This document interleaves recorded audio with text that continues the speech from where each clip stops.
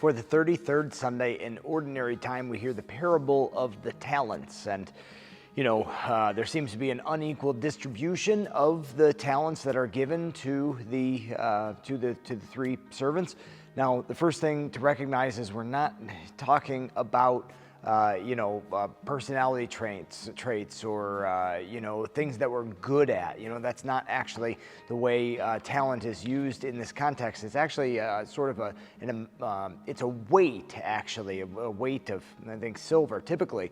But the point being, like, one talent would have the value of 15 to 20 years worth of wages. So every single one is a very significant amount of money.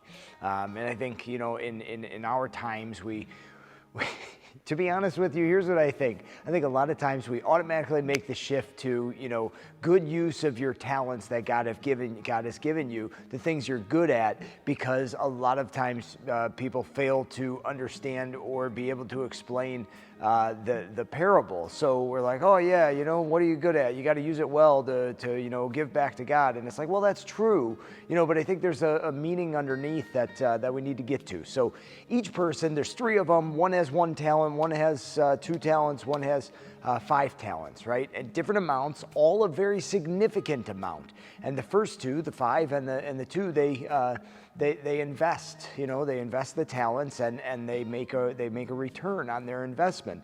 The third one hides it away.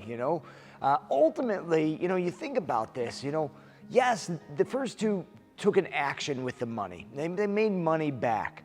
But they also trusted the master in a way. In a way they knew him. They knew what he wanted, needed, demanded. The third one, in a way, yeah, he knew it, but he also, just out of fear, just avoids doing anything. Just hides in on himself, turns in on himself, and nothing good comes from the possession of that talent. Now, here's how I see this, because in the end, like, what messes people up the most? I don't think it's even the inequality of the 5, the 2, or the 1.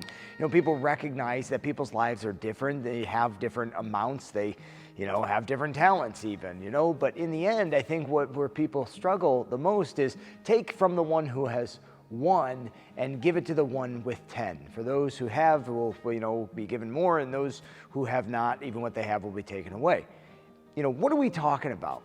We're ultimately talking about the gift of life within us. We're talking about the gift of faith that is given to us, and what we do with that faith will either help it to grow or make it go away. That's really what the talent represents, is faith. The more you exercise it, the more you step out in it, the more you do something with it, the more it grows. And the more you hide it, the more you do nothing, you may even have a little sliver left, and then even it is gone. So it isn't so much about robbing the poor to pay the rich, but it is about the fact of what do you do with the gift of faith that has been bestowed upon you at the time of your baptism, through your raising, through your formation, in family, in the church, as you pray, as you worship. What are you doing with the faith that has been given to you? If you exercise it, if you invest it in doing the right things in prayer, charity, worship, it will only grow, and if you avoid exercising it, do nothing, it will be no surprise if that faith diminishes to the point of nothing.